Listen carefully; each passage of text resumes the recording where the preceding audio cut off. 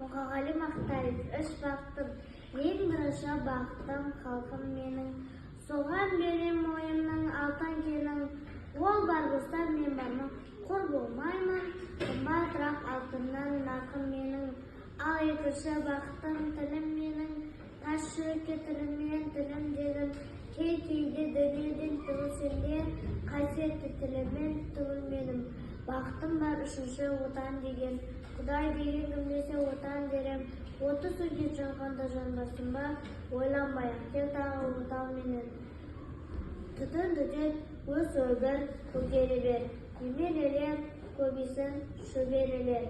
Жаныңда ұста, жақсылық күтпегейсің, от емес, ол сұрастан менен егер.